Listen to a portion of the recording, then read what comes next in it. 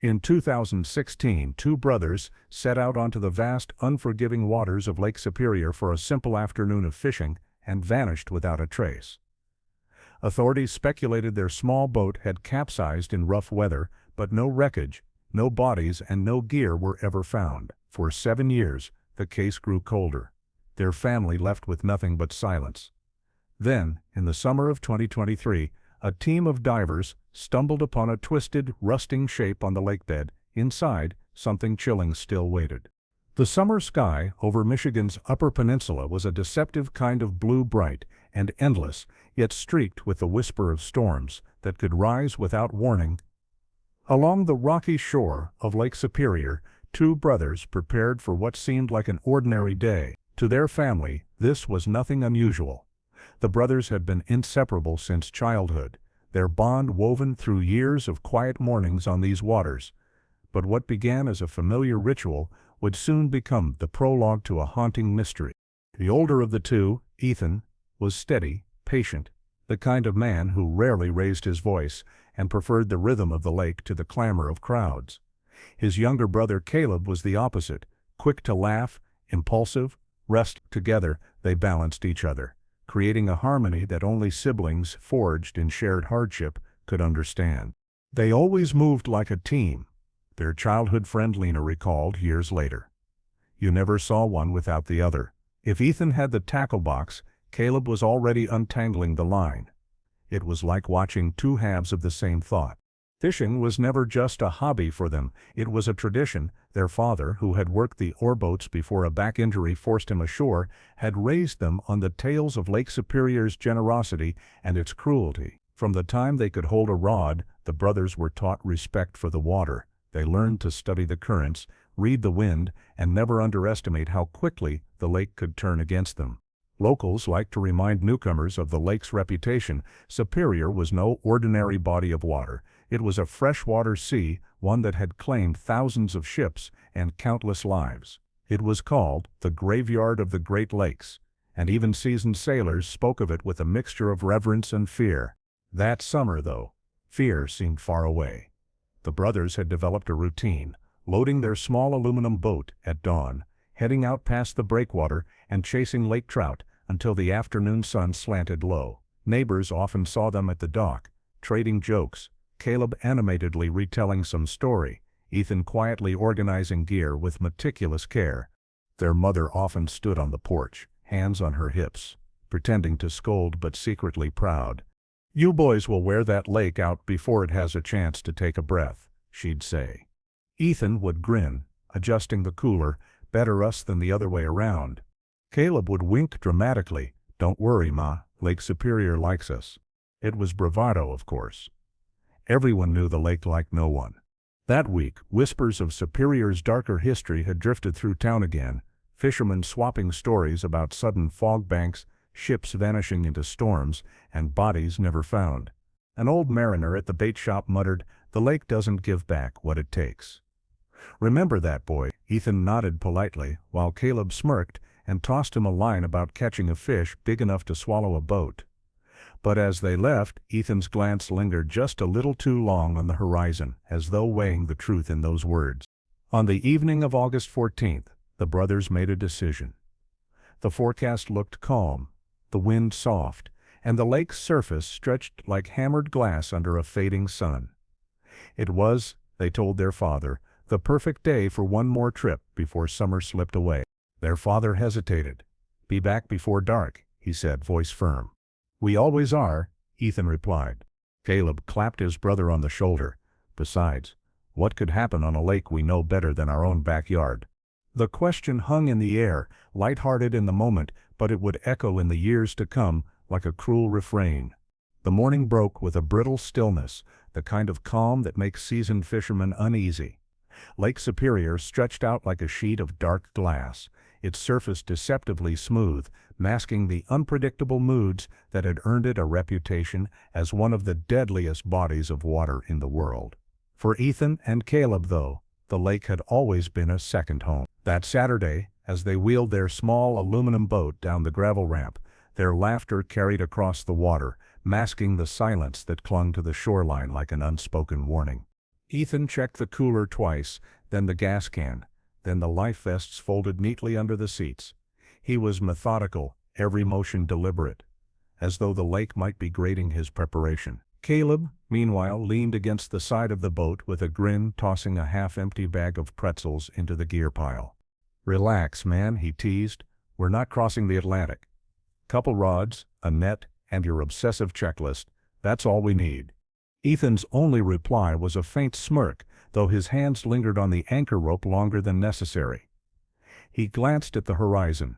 The lake looked calm, but there was a haze clinging to the edges of the sky, a faint veil of gray that seemed to pulse just out of reach.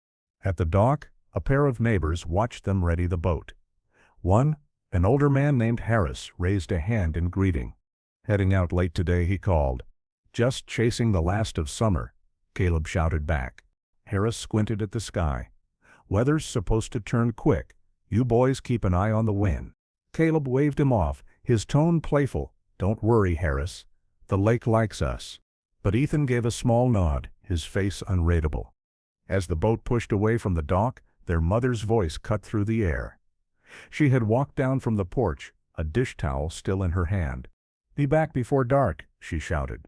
"We always are," Ethan replied. The boat's outboard motor sputtered, then roared to life. The brothers turned their backs to shore, steering toward open water, the sun burning a path of gold across the lake. For their mother, that glimpse, two silhouettes against an endless horizon, would be the last image she'd ever have of her sons alive. By mid-afternoon, the haze on the horizon had thickened into a low-hanging sheet of clouds. A light wind brushed the surface, rippling the glass into restless folds. Ethan pulled out his phone once, sending a brief text to a friend. "Out on the lake. Should be back for dinner." It was a mundane message, forgettable in any other context, but when investigators would later recover it, time-stamped at 3:47 p.m., it would become the final trace of communication the brothers ever left behind. That evening, as the sky bruised into shades of violet and charcoal, the shoreline waited for the familiar drone of their motor returning to harbor. Porch lights flickered on one by one. Their father paced the gravel drive, pretending to tinker with tools, but glancing toward the water every few minutes. Their mother reheated the pot roast twice, then once. By 9 o'clock, the lake lay in darkness, the water shifting restlessly under a rising wind. The dock remained empty. Neighbors would later recall the silence of that night. No motor, no headlights cutting across the waves, no laughter carried by the wind, just the hollow echo of the lake, stretching endlessly into the dark. The brothers had left as they always did, confident, prepared, familiar with the water's moods. But that night, the lake swallowed them whole, and it would give back nothing. Night fell heavy over the shoreline, and with it came a silence that unsettled even the most seasoned locals. By 10 o'clock, the dock remained dark and empty. Their mother, pacing the porch with a dish towel clenched in her hands, kept glancing toward the lake, as if the faint hum of an engine might rise out of the black water at any moment, but it never did. At first she tried to steady her nerves. Maybe Ethan and Caleb had found a lucky spot. Maybe the fish were biting so well they had lost track of time. Their father, though, had already begun pacing, his boots crunching on gravel, with a rhythm that betrayed his unease. "They should have been home by now," he muttered, checking his watch for the third time. Even if the catch was good, Ethan knows better. He always watches the clock. Their mother bit her lip. Maybe the motor stalled, someone would have seen them. But her voice broke on the last word, as though even she knew how thin that explanation was. By midnight, the panic could no longer be contained. With trembling hands, their father dialed the sheriff's office. His words came clipped, sharp. "My boys, 2 brothers, took the boat out this afternoon. They haven't come back. The lake's dark, there's no sign of them. Something's wrong." Within the hour, the Coast Guard had been contacted. Search and rescue protocols snapped into place, the kind that transformed a quiet harbor into a staging ground of urgency. At dawn, the first helicopter swept low over the water, blades thundering against the still morning air. Families gathered at the dock, shielding their eyes against the rising sun as the aircraft tilted back and forth, its searchlight sweeping across endless gray waves. On the shoreline, their mother clutched Lena's hand. The childhood friend who had grown up alongside her sons, tears streaked down her face as she whispered the same words over and over. They know this lake. They know this lake. But the lake offered no answers. By mid-morning, search boats cut across the water, their sonar equipment probing the depths. Volunteers patrolled the beaches, scanning the rocks for any trace. A cooler, a hat, the flash of aluminum hull, every ripple of water, every shape in the distance, quickened hearts and raised hope, only to dissolve into nothing but shadows and waves. The Coast Guard lieutenant addressed the family on shore. His tone was firm, but the weight in his eyes betrayed a deeper fear. We'll sweep every mile, every channel. The currents are strong here, but we're trained for this. Don't lose hope. But even as he spoke, the strangeness of the case grew clearer. Normally, when a small boat capsized, the lake gave back its secrets in fragments. An oar, a life jacket, the glint of metal riding the surface, but here there was nothing. No debris bobbing in the water, no sign of wreckage washing ashore, not even a cooler lid drifting aimlessly along the tide. One volunteer, his voice hushed, muttered to another, "It's like they never even launched. Like the lake just swallowed them whole." The words spread quietly through the gathering, a thought too terrifying to voice aloud. Disappearances on Lake Superior were not unheard of. But this, two brothers, a calm forecast, not a shred of evidence, felt different. As hours turned to days, the search widened. Helicopters pounded the sky from dawn until dusk. Boats dragged sonar arrays across the depths, tracing grid after grid. Dive teams dropped into the icy black, their beams of light cutting through a world so cold and silent it felt like a grave. The family endured it all from the shoreline, faces pale, voices ragged with exhaustion. Their father spoke only when necessary, his eyes fixed on the horizon. Their mother's pleas turned into a whispering mantra. "Please, God, just something, just bring me something." But the lake stayed silent. On the third night, the sheriff came to the house. He sat at the kitchen table, hat in his hands, his words deliberate but brittle. "We're doing everything we can. The Coast Guard hasn't found debris, no life jackets, nothing, at this point." He trailed off, unable or unwilling to finish. Their mother leaned forward, eyes wide with disbelief. "Nothing? You're telling me the lake just erased them? That doesn't happen. That doesn't happen." The sheriff lowered his gaze. His silence was its own admission. Late one evening, after the last helicopter circled back toward shore, the Coast Guard lieutenant stepped away from the crowd, speaking quietly to a deputy. "We've got nothing, not a shred. I've seen wrecks, I've seen storms, but this, it's like they never existed." And with that, the search for Ethan and Caleb entered its most dangerous stage, not into the lake, but into the abyss of unanswered questions. Long before Ethan and Caleb disappeared, Lake Superior had already earned a reputation soaked in fear. Locals said the lake had moods like a living creature, serene one hour, merciless the next. For generations, it had swallowed ships, crews, and families whole, and what terrified people most wasn't just the deaths, but the silence afterward. The lake kept its secrets, it rarely gave them back. On the harbor walls, plaques still mark the names of vessels lost to Superior's fury. The SS Bannockburn, known as the Flying Dutchman of the Great Lakes, vanished in 1902 with all 20 crew aboard. No distress call, no wreckage, just gone. A year later, fishermen claimed to see its ghostly silhouette sailing through fog, its decks eerily empty, before dissolving into the mist. Most people in the small towns ringing the shoreline had a family story like that. An uncle taken in a sudden storm, a grandfather's boat that never came back. In bars and bait shops, those stories weren't told like legends. They were spoken with the matter-of-fact tone of people who knew the water could never truly be trusted. Captain Howard Red Mallory, a retired oarboat pilot, leaned forward in his chair when asked about the brothers' case. His weathered face seemed carved by years of wind and salt. "You can't understand Superior until you've seen her turn," he said. "Calm as glass in the morning, and by sundown she's rolling 30-foot waves. Currents pull every which way. She doesn't warn you. she doesn't forgive. He tapped a calloused finger on the table. And when she takes something, don't expect her to spit it back. Bodies sink fast in that cold. Gear gets dragged into trenches, 1,000 feet deep. That's why families never get closure. The lake buries its dead.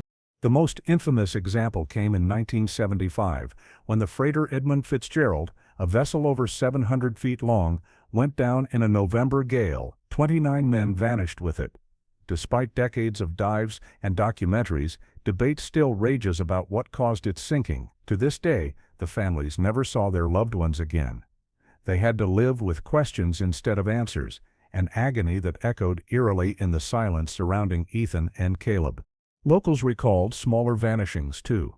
Stories tucked away in police files and whispered around campfires. A father and son who set out to fish in 1988 and never returned. Their boat was found floating upright, engine idling, rods still baited. No sign of them. Another man in 1999, experienced as any sailor, sent a cheerful radio call at noon. By 2, he was gone, never found. When word spread that Ethan and Caleb had vanished without debris, those stories rose like ghosts from memory.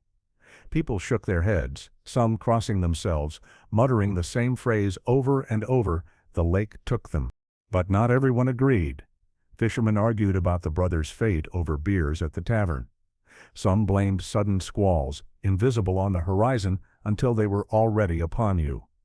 Others swore it was the treacherous rip currents, fast enough to drag even the strongest swimmer down in seconds.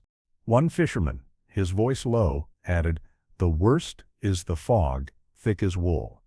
You don't see where you're going, don't hear what's coming." Plenty of boats never saw the rocks until it was too late. Some folks don't even hear the waves that kill them. The others nodded grimly, though one muttered what everyone else was thinking, and yet no wreckage, no jackets, not even a cooler lid. What haunted the community most was the symmetry between old tragedies and the brothers' case. Calm day. Skilled men, no warning. Then silence. Their disappearance fit perfectly into Superior's long, grim legacy, and that made it all the more terrifying. Because if Ethan and Caleb, young, cautious, experienced, could vanish without a trace, then no one was safe. Not even those who believed they knew the lake better than themselves. As the search for the brothers dragged into its second week, locals stopped asking whether they'd return. They asked instead whether the lake had claimed them, just as it had claimed so many before. The parallels were too sharp, the echoes too loud. At night, neighbors left their porch lights on, shining out toward the endless water, as if to guide the boys back, but the dock stayed empty, the waves rolling in without answer. The lake had grown silent again. And in that silence, the brothers' fate became just another chapter in Superior's endless, merciless history of vanishings. By the second week, the official explanation began to harden into something that resembled closure, at least on paper. The sheriff's office and Coast Guard both leaned toward the same theory. A sudden storm had caught the brothers off guard, their small aluminum boat, no match for Lake Superior's merciless moods. It was the simplest answer, the kind that fit neatly into a report. But for those who knew Ethan and Caleb, that theory felt thin, even insulting. On the evening of the announcement, their father sat stiffly in the living room, the television glowing pale blue across his face as the local news anchor repeated the official line. Authorities believe rough weather likely caused the vessel to capsize. Despite extensive searches, no debris has been recovered. He clenched his jaw. "Rough weather," he muttered. "The lake was calm when they left. Ethan checks the forecast every damn time." Their mother shook her head, her hands wringing the same dish towel she'd held the night they vanished. No, if the weather turned, they would have come back. They would have known. The contradictions were glaring. Weather records from that day showed winds barely reaching 12 miles per hour, hardly the makings of a deadly squall. The sky had been hazy, yes, but calm enough that dozens of other fishermen reported smooth conditions. None spoke of storms, none described waves fierce enough to sink a boat. A neighbor, Harris, the one who had warned them about the wind, was blunt. "I was out there that day too," he said later. "Water was choppy at worst, nothing you couldn't ride out. I don't buy that storm story for a second." Even the Coast Guard officers leading the search seemed uneasy with their own conclusion. Off the record, one of them admitted the problem. Usually when a boat flips, you find something. An oil slick, floating cushions, a gas can. But here, nothing. It's like the lake just ate it whole. We can't explain that, but the paperwork, well, it needs an explanation. And so the storm theory remained, less because it fit the facts, and more because it was the only narrative that kept the investigation from unraveling. In town, the locals weren't so forgiving. At the diner, conversations grew heated. They were too careful for that. One man argued, slamming his coffee cup onto the counter. Careful doesn't mean invincible, another replied. Lake takes who it wants. Then where's the wreck? Where's the proof? Came the retort. Silence usually followed. Their mother refused to let the theory take root in her own home. They want me to believe my sons were careless, she told a reporter, her voice trembling with controlled rage. They weren't. If there was a storm, then where is their boat? Where are their jackets? Don't you see? Nothing adds up. Her refusal struck a chord. The search had already been called off, but her words spread through the community. Soon others began to question what wasn't being said. Had another vessel struck them? Could foul play have been involved? Had the brothers stumbled into something they weren't supposed to see? For Ethan and Caleb's father, the storm theory became a wound he couldn't stop prodding. He returned to the docks daily, watching the horizon as if waiting for the lake to confess. Once he turned to Lena, who often stood beside him, silent in her grief. They want us to move on, he said. But how do you move on from nothing? How do you bury an explanation that doesn't hold water? She didn't answer. She couldn't. By the end of that summer, the case file had thinned into a handful of typed pages, its conclusion tucked neatly into a single sentence. Presumed drowned due to inclement weather. But beneath the official ink lay the gnawing truth no one could shake. Superior had not behaved the way it should have, and the brothers' disappearance did not fit the storm story. The family was left with silence, the authorities with a convenient theory, and the community with a whispering unease. And in the quiet spaces between those explanations, a darker thought took root. If the storm wasn't to blame, then something else was. Something unseen, unspoken, waiting beneath the surface. Grief has a sound. In the home of Ethan and Caleb's parents, it was the creak of floorboards under sleepless pacing, the clatter of dishes no one had the appetite to use, the brittle silence between breaths. The brothers had been gone for weeks, yet their absence seemed louder than their laughter ever had. Their mother began setting 2 extra plates at the dinner table, almost unconsciously. When questioned, she would wave it off. Habit, that's all. But her eyes betrayed her, following the empty chairs like she expected her sons to stumble in, wet boots squeaking against the tile, voices filling the air with excuses for being late. Their father carried his grief differently, not in tears, but in motion. Each dawn he returned to the docks, scanning the horizon until the sun bled into the waves. His hands, once steady, now shook as he tied and untied the same frayed length of rope. "They're out there," he told Lena, who came often to keep him company. His voice was flat, but his eyes burned with stubborn certainty. "Everyone says we should stop looking, but I won't. Not until the lake gives them back." The community tried to comfort them, but sympathy often curdled into rumor. At the grocery store, whispers followed them down aisles. "Maybe the boys ran off," some suggested, half joking but with an edge of malice. "Maybe something darker happened." Those words made their mother flinch, as though struck. She confronted one neighbor who dared to voice the thought aloud. "My boys didn't run. They're not hiding. They're gone because something took them." Her voice cracked on the last word, but the steel in her tone left no room for argument.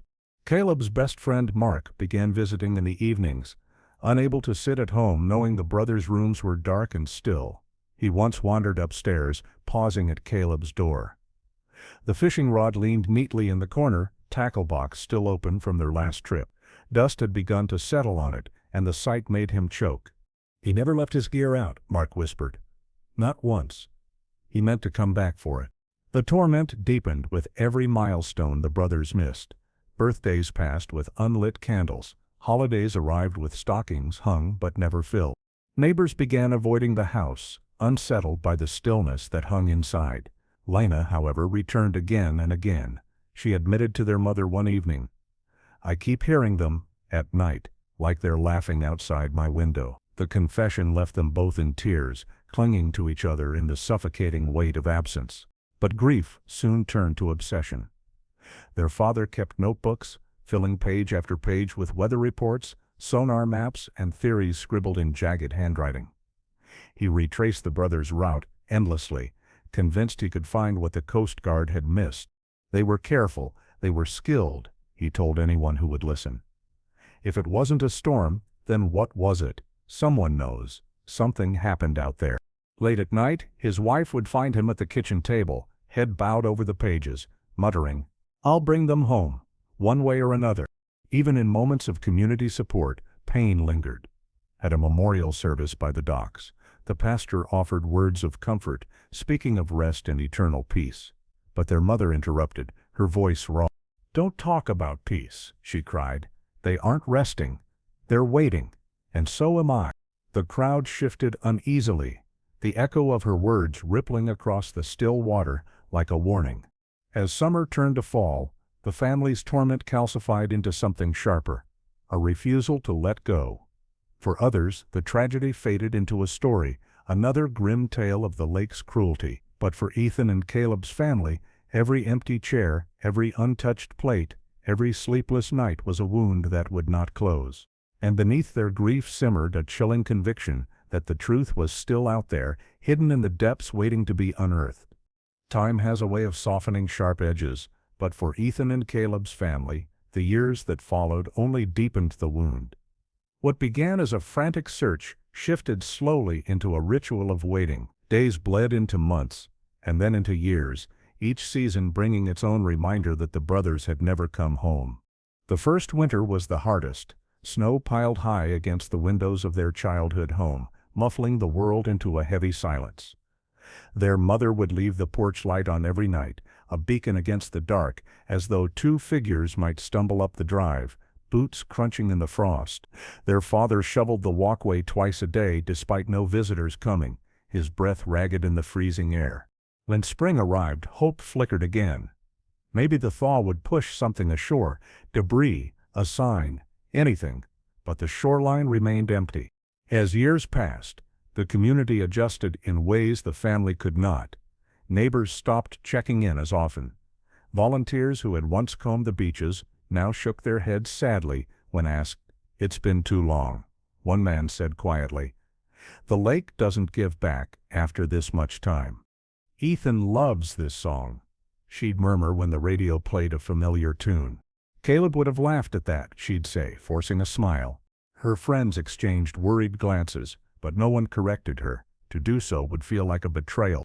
Birthdays became ceremonies of absence. A cake with 2 unlit candles. Plates placed but never touched. On the brothers' shared birthday, their father sat at the table, staring at the frosting until his fists clenched, knuckles white. "It's not fair," he whispered. His wife reached across the table, her voice trembling. "They'll come back to us. Somehow. Her certainty was unshakable, but beneath it lay a desperation everyone could feel. Meanwhile, rumors never stopped.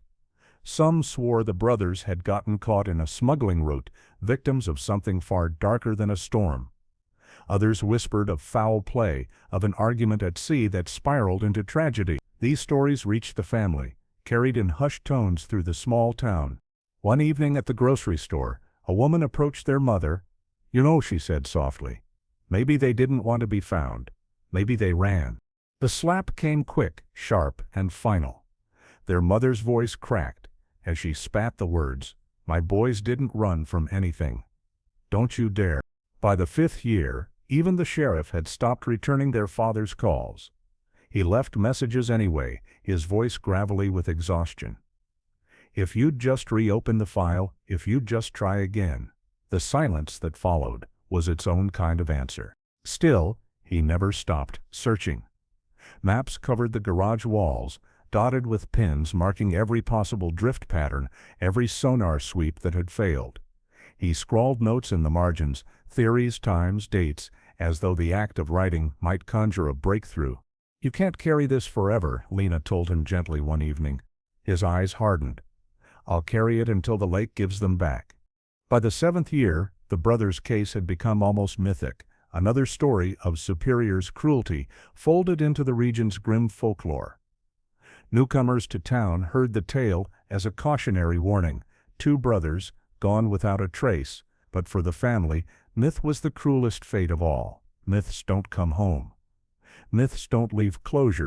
It was during that 7th summer, when the air grew thick with the scent of pine and the lake shimmered under a merciless sun, that whispers began of a new expedition. A dive team, drawn by Superior's long history of shipwrecks, announced plans to map sections of the lakebed long thought unreachable. They weren't searching for the brothers, but their path would take them near the waters where Ethan and Caleb had vanished. The news spread quietly, landing in the family's home like a spark in dried tinder. Their father sat up straighter, eyes alive for the first time in months. "Maybe this is it," he murmured. "Maybe we'll finally know." For 7 silent years, the lake had refused to answer. Now, for the first time, there was a chance it might speak. The water was black, even in daylight. From the deck of the dive vessel, the surface of Lake Superior stretched outward like a slab of polished stone, calm yet concealing an abyss deeper than most oceans. For years, the lake had refused to yield its secrets, keeping Ethan and Caleb in its grip, but in the 7th summer, a small team of divers prepared to challenge that silence. Their goal wasn't the brothers directly, it was to map uncharted wrecks, but fate had a way of luring people toward the very mysteries they were not seeking. The team leader, Jonas Keller, stood at the bow, scanning the horizon. A veteran diver, with 2 decades of experience, he knew Superior's reputation better than most. "This lake isn't just cold," he told a documentary crew who had joined the expedition. "It's hostile. Temperature never climbs much past 39 degrees down there. Visibility is maybe 10 feet on a good day, but that cold also preserves. If something went down here, it's still waiting." His words carried a weight that the family clung to. Waiting, preserved. Perhaps that meant Ethan and Caleb hadn't simply dissolved into legend. Preparation took hours. Tanks lined the deck. Waterproof lamps flickered to life, their beams testing against the thickening dusk. Divers checked their gear methodically, tugging at straps, flicking gauges, their motions tense with the awareness that mistakes here could be fatal. The surface looked calm, but the sonar revealed sharp drop-offs, trenches plunging over 1,000 feet. If the brothers' boat had sunk there, it would be a descent into a frozen grave. As Jonas gave final instructions, a storm cloud began creeping along the far horizon, thin and gray.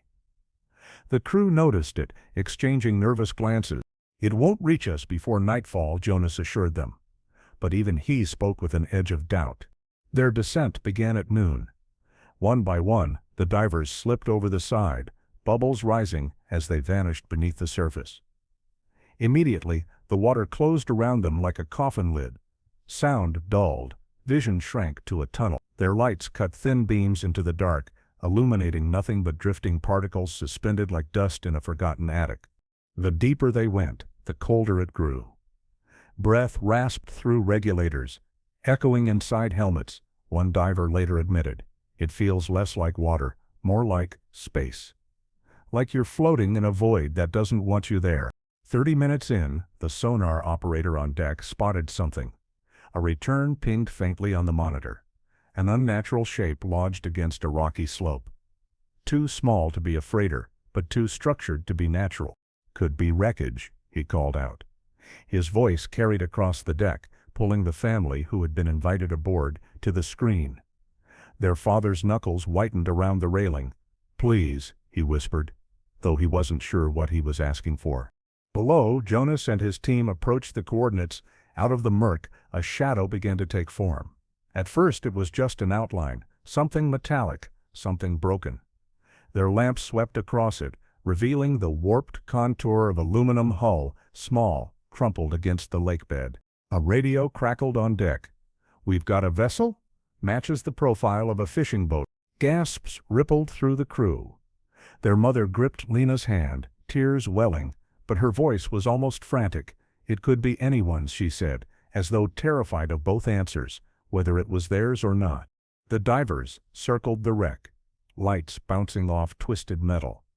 The boat was nearly intact, wedged at a jagged angle, its bow crushed inward as though from an impact.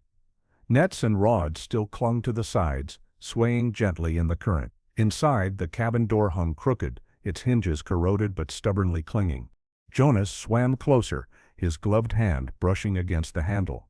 For a moment, he hesitated. Divers knew that wrecks often became tombs, sealed in silence. Breaking that silence was like trespassing in a graveyard. Still he pulled. The door creaked open, groaning like a voice trapped in water. The first beam of light cut into the cabin. Something floated forward, caught on a splintered edge, a tattered shirt sleeve, fabric still clinging after 7 years in the dark. Another diver shone his lamp downward. There, against the floor, lay a cooler, its lid cracked. The brothers' last meal sealed inside and preserved by the cold. Above deck, the family waited, breathless. Static hissed through the radio before Jonas's voice came low, deliberate. "We found personal effects. It could belong to them."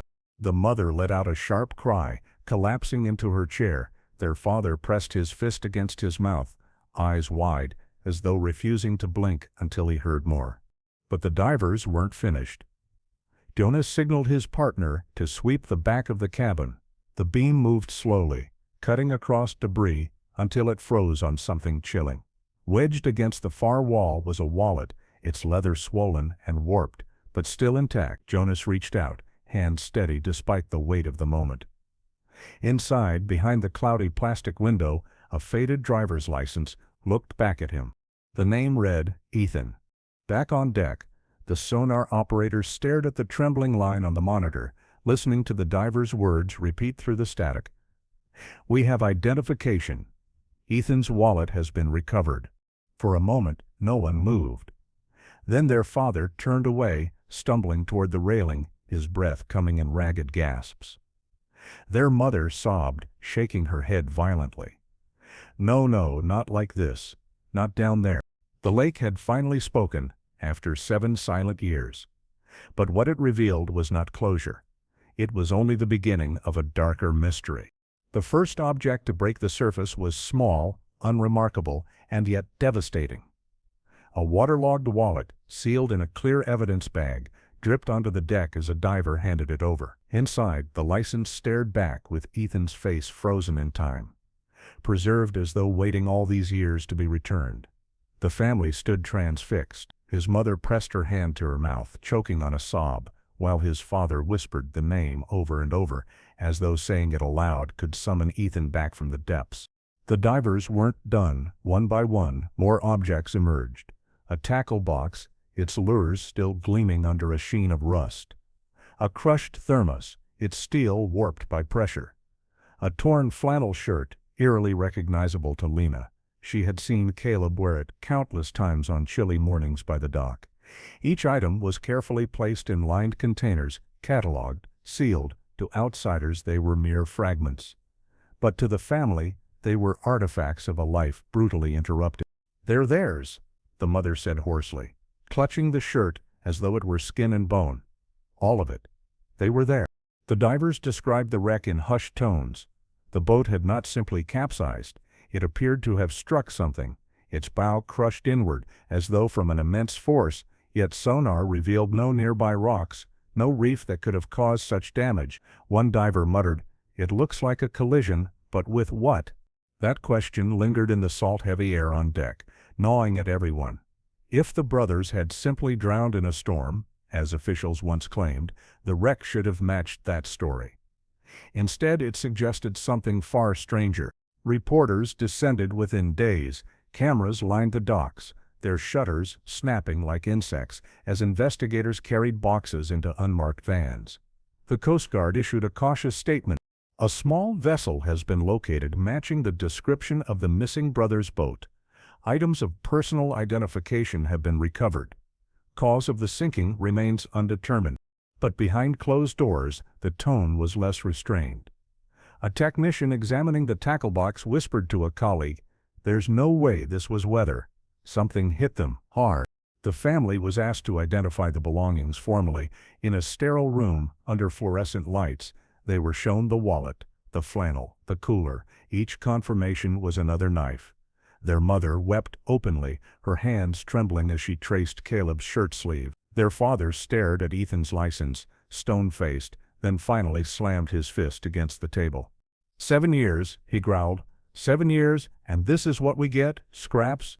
The investigator across the table shifted uncomfortably, his voice low. "Sir, we're doing everything we can, but the condition of the wreck raises questions." Those questions spread quickly. Locals whispered theories in hushed conversations at the bait shop. Some swore it was another vessel, maybe an ore boat that never reported the collision. Others wondered about criminal activity, illegal smuggling routes rumored to cut across Superior's waters at night. And darker still, some muttered that perhaps the brothers had been targeted, their disappearance not an accident, but a silencing. Lena, sitting with the family, voiced what they all feared to admit. If something hit them, why didn't anyone come forward? Why didn't anyone say anything? The silence that followed was suffocating. Back on the dive vessel, Jonas and his team prepared for another descent. There was more inside the wreck, they believed, but retrieving it would be dangerous. The boat had settled precariously, its frame groaning under shifting currents. One wrong move could collapse the cabin entirely, trapping them in a twisted tomb. Still, Jonas felt compelled. "We've found enough to prove it's theirs," he told his crew. "But we haven't found them." His words hung heavy. A reminder of what might still be waiting in the dark. On their second dive, the divers entered the cabin fully. Their lamps illuminated details that froze them in place. Scratches gouged the inside walls, erratic and desperate, as though made by human hands clawing for escape. Nearby, the cooler lay overturned, its contents scattered, proof the brothers had fought for survival until the last breath. Jonas later admitted his heart pounded as he swam deeper into the cabin. At the back, he found something tangled in the wreckage. It wasn't bone, at least not intact, but a fragment of fabric with straps still attached. A life vest. Its buckle was snapped clean, the kind of break that suggested violence, not mere wear. When the divers surfaced again, they were silent. The evidence they carried was enough to shake the foundations of the storm theory completely. Broken buckles. Claw marks. Impact damage. This was not a simple drowning. As the family was ushered away from the crowd of reporters that night, their father turned to the lead investigator, his face pale, eyes sharp with fury. "You said you had no leads," he hissed. "Now you do. Don't you dare bury this." The investigator didn't answer. His silence was worse than denial. The discovery had cracked the mystery open wider, but instead of closure, it unleashed a darker tide of questions. The wreck proved the brothers had not simply vanished. But what it suggested, that something violent, intentional had forced them down, was far worse. And as word spread of the claw marks and broken gear, the town began to whisper again. If not the lake, then what had truly taken Ethan and Caleb? In the sterile glow of a forensic lab, the brothers' belongings lay spread out across stainless steel tables. Each item, once mundane, was now treated like a sacred relic. Gloves, masks, and precision tools, separating rust from memory. But what the investigators uncovered was not the quiet story of a storm-tossed boat, it was something far more sinister. The first clue came from the hull itself. Technicians compared the crumpled bow against models of weather-related capsizes. The damage didn't align. Instead of bending outward from wave pressure, the aluminum frame had caved inward, as though it had struck or been struck by something solid. A senior analyst murmured under his breath, "This isn't wave damage. This is collision damage." But when pressed to elaborate, he grew cautious. "We can't say what with, but it wasn't the weather." Next came the life vest. Its broken buckle had been sent to metallurgical testing. The report came back grim. The fracture showed stress patterns consistent with sudden force, pulled or snapped under violent strain. "Somebody fought to get this off," the examiner explained, "or someone ripped it off them." The implication was clear. If the brothers had calmly donned vests during a storm, the buckles would have remained intact, even if they drowned. The broken strap suggested chaos, struggle, or worse, interference. Their father was shown the findings in private. He stared at the photographs of the snapped buckle, his face turning ashen. "They told me it was the lake," he said, his voice hollow. "But you're telling me something else happened, aren't you?" The investigator hesitated. "We don't draw conclusions until the evidence is absolute." His fist slammed the table. "Don't patronize me. My sons didn't drown quietly. Something happened to them." The boat itself yielded more anomalies. Scrape marks along the starboard side suggested metal against metal. The grooves were deep, deliberate, not the random tearing of a vessel dashed against rocks. One technician ran his gloved fingers across the ridges and whispered, "This looks like it sideswiped another boat." That theory stirred dread among the family. If another vessel had been involved, why had no captain reported a collision? Why had no wreckage been linked? The silence, after 7 years, felt less like ignorance and more like concealment. In town, speculation ignited like dry tinder. Could have been a freighter, one fisherman insisted at the tavern. They run those routes at night. A little aluminum boat wouldn't stand a chance. Freighters don't just forget hitting someone, another argued. If it was them, they kept it quiet, covered it up. Others whispered darker theories still, smugglers, illegal cargo, or disputes on the water that had ended in deliberate violence. Every rumor was gasoline on the family's grief.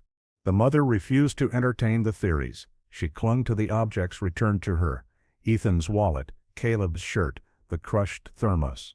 To her, they weren't evidence, but fragments of presence. One evening, clutching the shirt, she whispered, "At least now I can hold them again." But her husband was not soothed. He grew restless, angry. He demanded answers from officials who could only offer platitudes. When a Coast Guard officer repeated the phrase "unresolved accident," the father cut him off.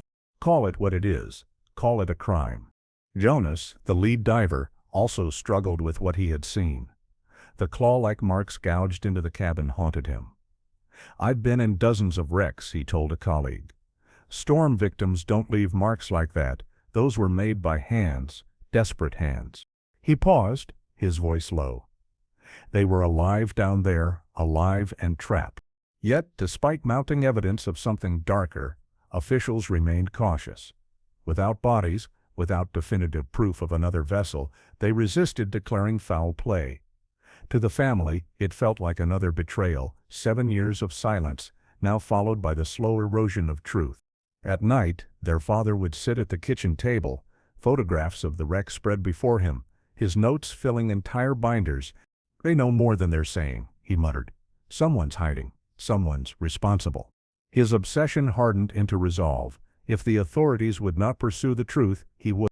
The discovery that should have brought closure had instead opened a deeper wound. The lake had given back fragments, but the fragments spoke of violence, not accident. And as the family stared into the abyss left by unanswered questions, one thing became clear: Ethan and Caleb hadn't simply been lost to the lake. Something, or someone, had forced them into it. The wreck had been found, and the objects inside had confirmed the worst: Ethan and Caleb were gone. But instead of easing the town into acceptance, the evidence dragged everyone deeper into suspicion. The storm theory was dead. In its place, 1,000 darker possibilities began to take shape, whispered in bars, traded in hushed tones at church picnics, murmured between fishermen who knew too well that Superior rarely told the full truth. The most persistent rumor was collision. Old-timers swore the boat's caved-in bow wasn't caused by rocks or waves, but by steel, another vessel striking them head-on or grinding against their side. "Probably a freighter," said Captain Red Mallory, the retired oar pilot. "I've seen what one of those does to a small craft. It's like a boot stomping a toy." But if a freighter had crushed them, why hadn't it reported the accident? Was it possible the captain had known, had covered it up to save his company from liability? The thought enraged Ethan and Caleb's father. "You don't cover up men's lives," he growled. "You don't let their family rot for 7 years because of your secrets." Others muttered about smugglers. Superior's vast waters, straddling borders, had long been used for moving contraband, drugs, weapons, even human cargo. If the brothers had stumbled upon something they weren't supposed to see, some believed they might have been silenced. One fisherman leaned close over a bar counter, his voice low. "You think those claw marks inside the cabin were from drowning?" "No. That was a struggle. Someone locked them in. Let the lake tizen the job." The word spread like a virus, infecting every conversation until the brothers' disappearance became less about a storm and more about a crime. Yet not all theories involved human hands. Some clung to the merciless character of the lake itself. Superior was infamous for freak phenomena, rogue waves rising out of nowhere, whirlpool-like currents dragging boats into unseen trenches, sudden fogs that blinded sailors until they rammed unseen obstacles. A local mariner claimed he'd once seen his compass spin wildly as if the lake itself bent the instruments. "You don't need smugglers or killers out there," he said. "The lake is the killer." Still, even those who defended the lake's fury struggled with the absence of floating debris. A storm took, yes, but it usually scattered remnants across the surface. Here, everything had gone down together, as if forced beneath the wave. The family, meanwhile, was caught in a web of these theories, each one twisting their grief differently. Their mother refused to believe in violence. "My boys weren't murdered," she told reporters, clutching Caleb's recovered shirt. "They were fishermen, not enemies. No one would hurt them."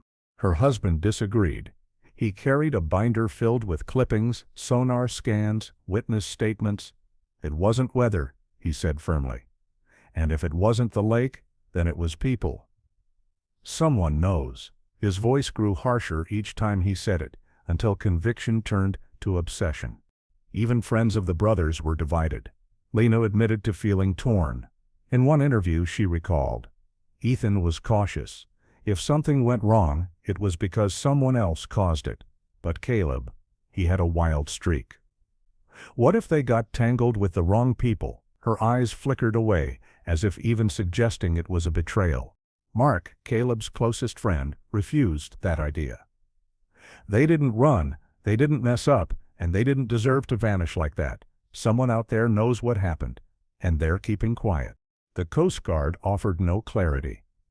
In a carefully worded press briefing, an officer stated, "The recovered evidence does not conclusively indicate foul play. We cannot speculate beyond the physical findings." But behind closed doors, a retired investigator admitted what many suspected.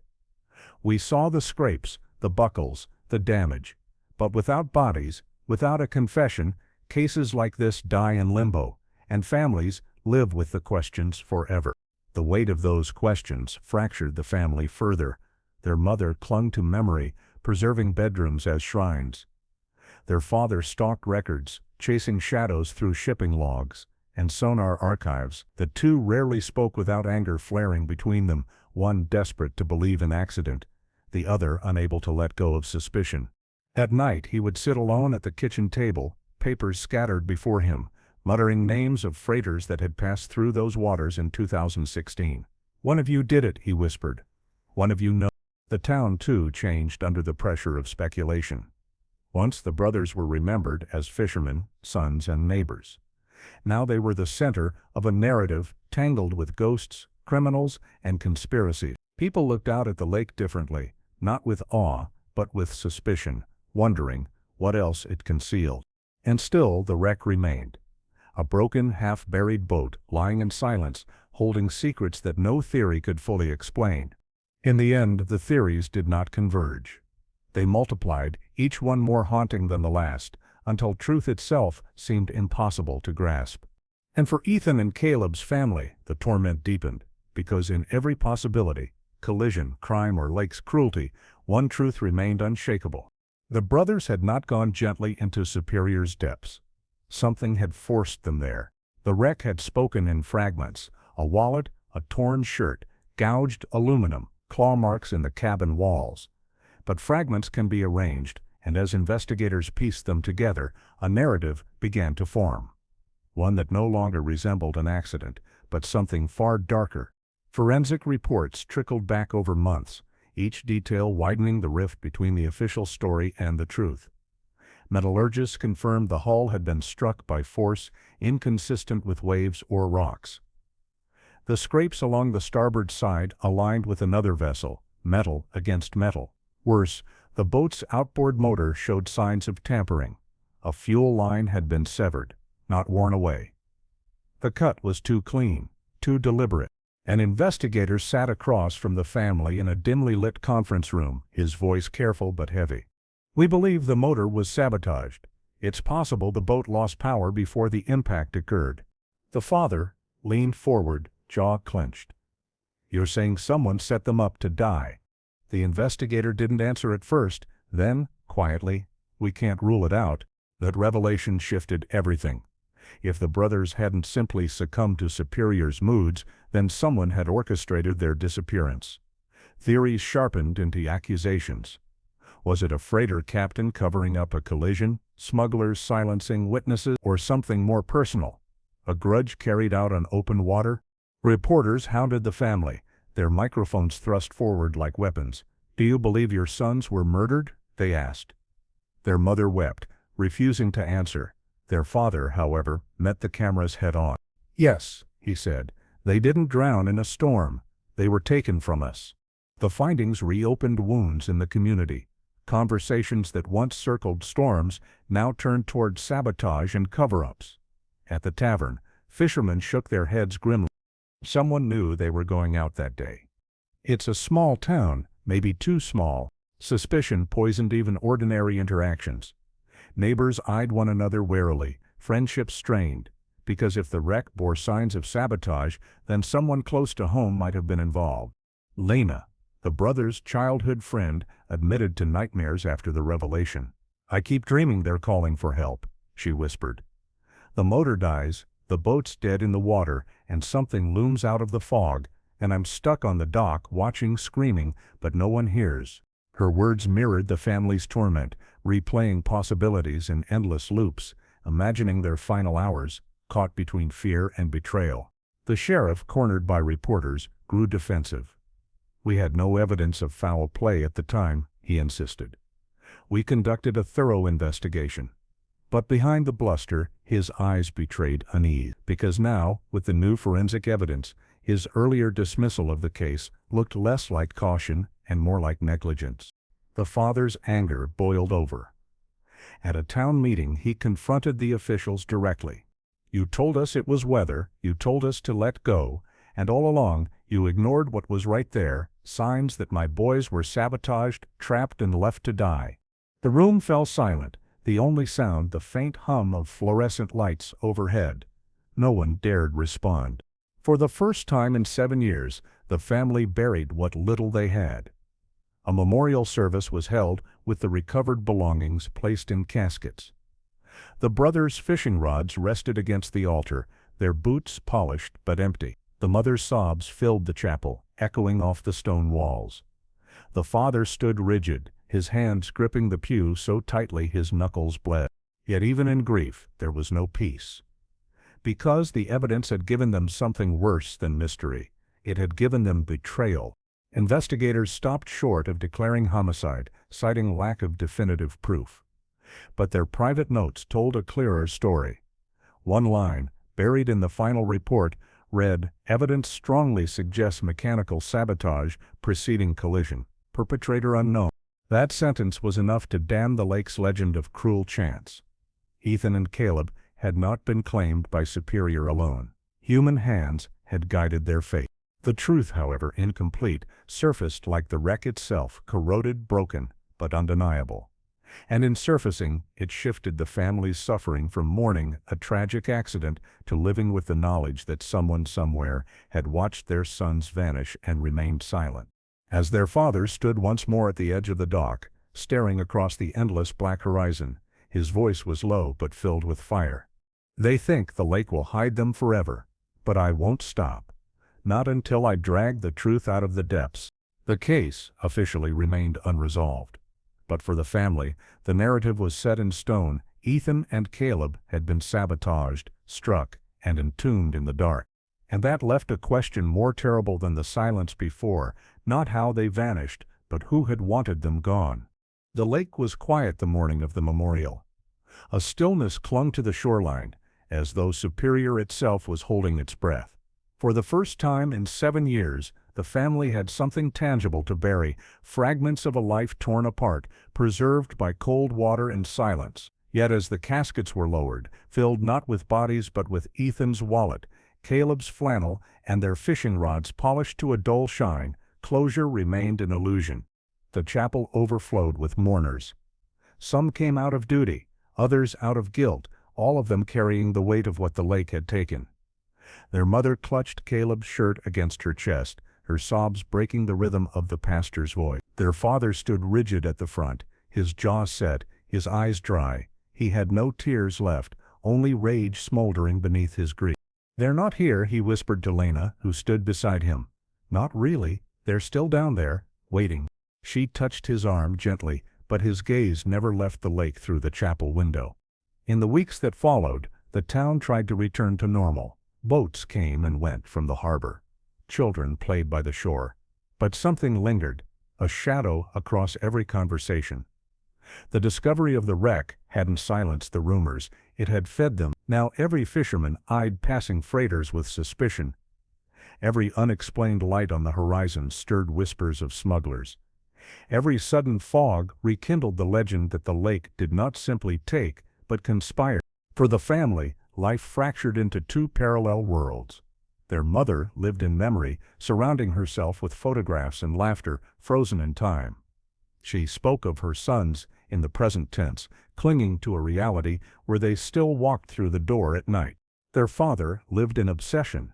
He pored over shipping logs, Coast Guard records, and sonar maps, convinced the sabotage had a human culprit.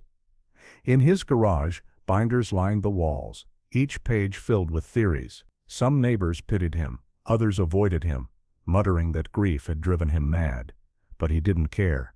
"If the truth is out there," he said, "I'll drag it into the light." The community held its own scars. Older fishermen recalled the brothers with a grim shake of the head. Good boys, they said, knew the lake better than most.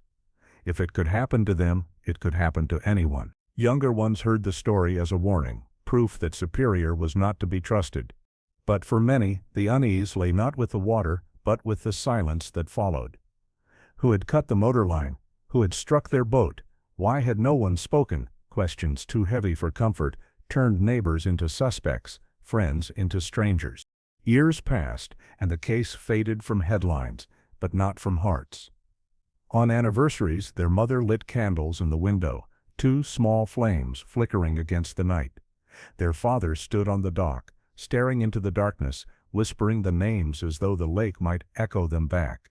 Even Lena, long grown and building a life of her own, admitted she never escaped the shadow. "I still hear them sometimes," she said in an interview. "When the wind shifts, when the fog rolls in. I hear Ethan's calm voice, Caleb's laugh, and I wonder if they're trying to tell us something we missed." The official file remained unresolved, a stack of reports that ended with the phrase "cause undetermined." To the family, it was a final insult, closure without truth. Their father once spat at the folder when a reporter asked his opinion. Undetermined? That's what they call it when they're too scared to say what really happened. In the end, the lake held on to its secrets, as it always had. It preserved fragments, yes, but never the whole. The boat lay in darkness, claw marks still etched in its cabin, a silent witness to a struggle no one alive had seen. And so the legend of Ethan and Caleb joined the countless others, sailors, families, entire crews, claimed by Superior without explanation. The story passed into the lore of the Great Lakes, retold in bait shops, bars, and around campfires as a warning: the lake does not forgive, and it does not forget. One evening, long after the divers had packed their gear and the reporters had left, their father sat alone by the shoreline. The water lapped softly at the rocks, almost gentle. He whispered into the night, his voice steady but heavy with weariness. "I'll find out. Even if it takes the rest of my life, I'll find out who did this." The lake gave no reply. Only the waves, endless and eternal, carrying his words back into the depths where his sons still waited.